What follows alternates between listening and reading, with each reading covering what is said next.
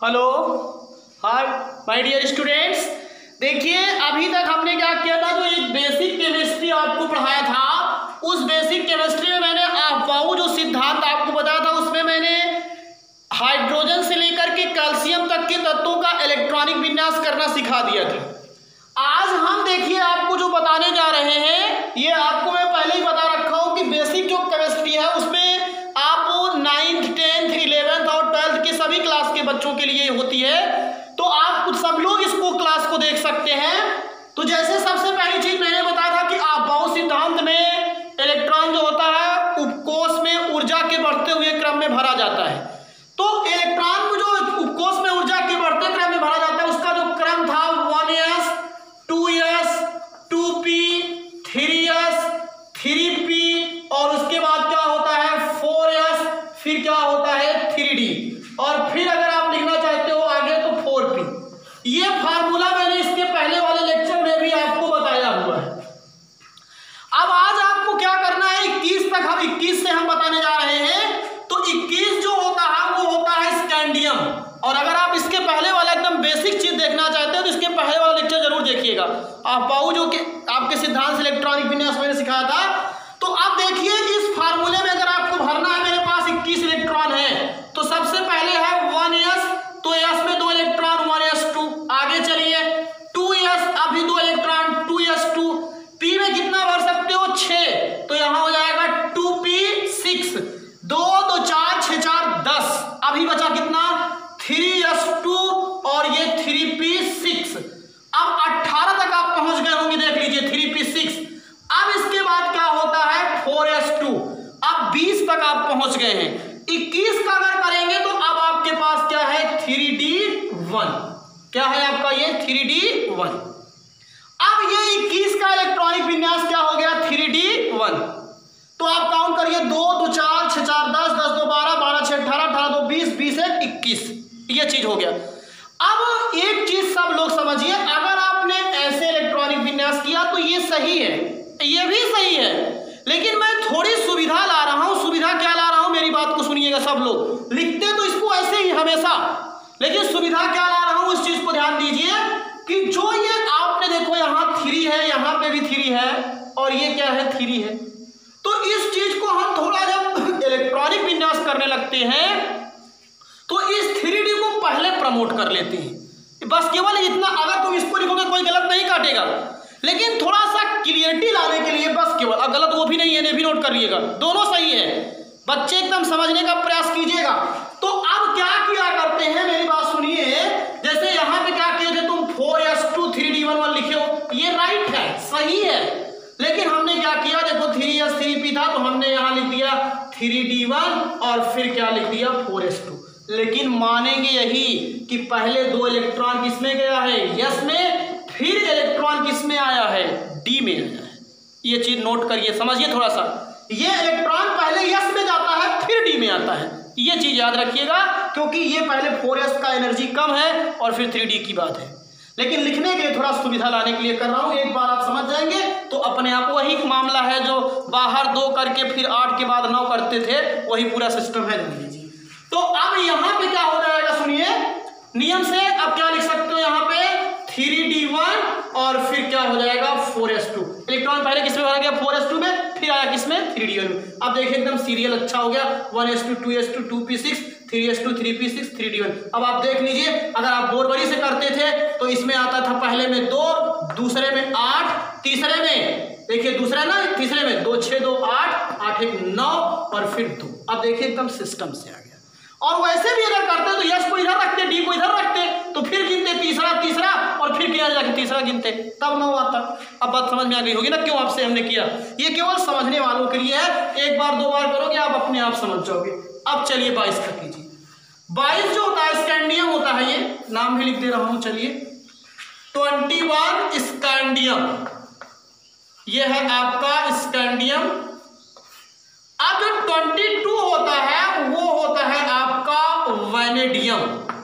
क्या होता है वैनेडियम, ध्यान दीजिएगा। वैनेडियम का अगर करोगे तो अब आप समझदार हो, अंतिम इलेक्ट्रॉन कहां जाएगा डी में, कहां जाता है डी में। तो अब जब डी में जाएगा, चलिए शुरू कीजिए यहां से एकदम 1s2 2s2 2p6 3s2 3p6। अब बताइए इलेक्ट्रॉन कहाँ गया है? पहले जाएगा 4s2 और फिर 3d2। बस हो गया। यही इसका तरीका है, पहले 4s2 में भरो फिर 3d में भरो। अब चलिए 23 जो होता है ये होता है स्कैंडियम, हो गया टाइटेनियम, स्कैंडियम टाइटेनियम। तब आपका ये क्या हुआ करता है? वैनेडियम होता है ना, स्कैंडियम टाइटेनियम हो गया। ध्यान नहीं दिए ना, टाइटेनियम टाइटेनियम और फिर वैनेडियम। ध्यान नहीं दिए, बस केवल क्या कीजिए वैनेडियम। अब उसके बाद क्या होगा? इसका अगर करोगे आप लोग तो 1s2 2s2 2p6 3s2 3p6। अब पहले भरो किसमें? 4s2 में भर गया। अब बचा क्या? 3d3 हो गया। यही इलेक्ट्रॉनिक विन्यास। 24 जब आए तो वो है आपका क्रोमियम। 24 जब आए तो वो क्रोमियम है, और क्रोमियम पे जब आए तो आप रुक जाइए, तुरंत रुकिए, जान लीजिए, क्योंकि ये अपवाद है। मैंने बोरबरी के सिद्धांत से बताया था, यहाँ पे भी बता रहा हूँ क्यों अपवाद है। इस चीज को सुनिए पहले थोड़ा सा। आपको मैंने जैसे बताया था कि यस में मैक्सिमम 2 इलेक्ट्रॉन होता है, पी में 6 होता है, डी में 10 होता है, एफ में क्या होता है? 14।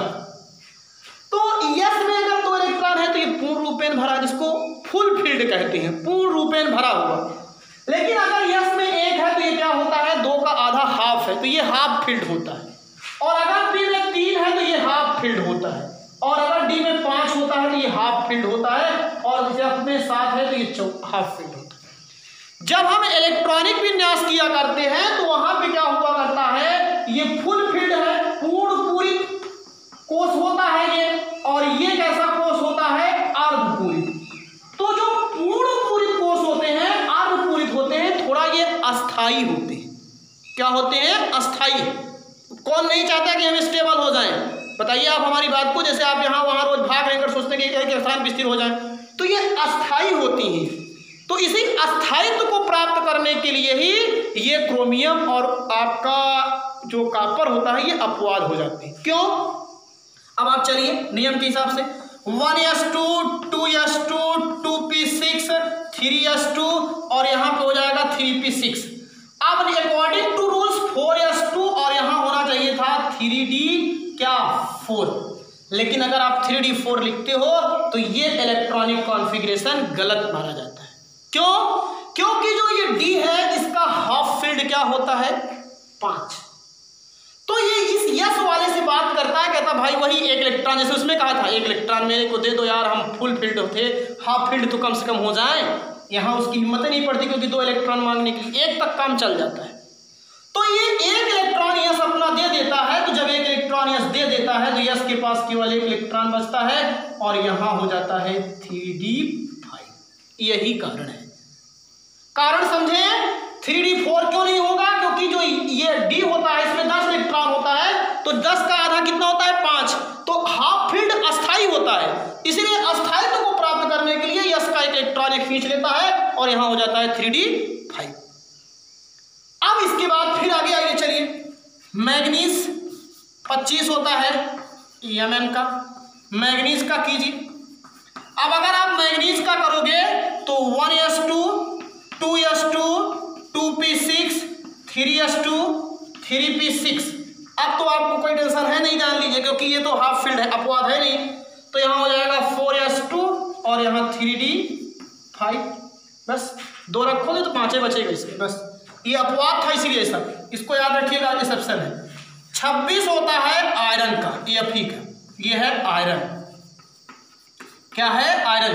तो ये हो गया 1s2 2s2 2p6 3s2 3p6 और यहाँ 4s2 और फिर 3d कितना हो जाएगा? 6। तो इस तरीके से आप इलेक्ट्रॉनिक कॉन्फ़िगरेशन कर सकते हैं बढ़िया तरीके से। अब चलिए आगे। आगे जो आपको करना है वो किसका करना है भैया? 26 के बाद होता है 27 निकिल का, 27 जो होता है कोबाल्ट होता है। क्या होता है? कोबाल्ट। आयरन, फिर कोबाल्ट, फिर निकिल, फिर कॉपर, फिर जिंक। इलेक्ट्रॉनिक कॉन्फ़िगरेशन में ये चीजें आपको scandium, Sc, titanium, vanadium, chromium, manganese, iron, cobalt. चलिए करिए 1s2 2s2 2p6 3s2 3p6 और ये 4s2 और 3d क्या हो जाएगा 7। ये इसका हो गया।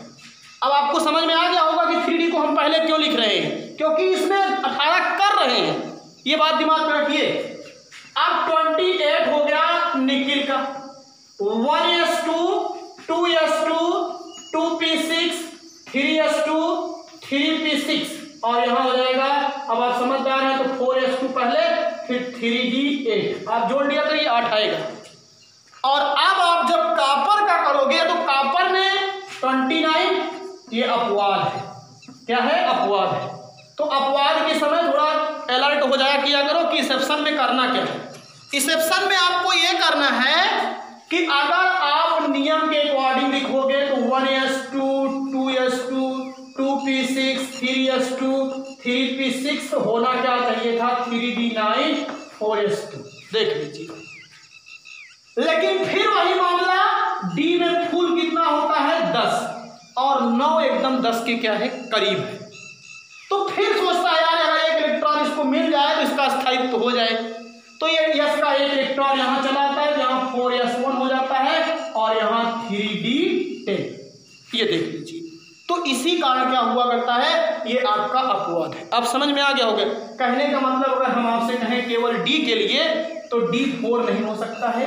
d4 अगर आएगी कंडीशन तो वो d5 हो जाएगा, और अगर d9 आएगा तो वो क्या हो जाएगा, किसी तरीके से व्यवस्था करके किसके d10 के, क्योंकि d4 एकदम बगल में है d5 के और d9 किसके बगल है d10 के। d8 की हिम्मत नहीं होती कि 2 इलेक्ट्रॉन खींचे। अब समझ में आ गया होगा क्यों एक्सेप्शन है। और ज्यादा करके अपवादे पूछा जाता है आपसे एग्जाम में, ये भी बात दिमाग में रख लीजिए। 30 हो गया आपका जिंक का। अगर जिंक का करोगे तो 1s2 2s2 2p6 3s2 3p6 और उसके बाद 4s2 और 3d10। ये जान लीजिए इलेक्ट्रॉनिक कॉन्फ़िगरेशन हो गया।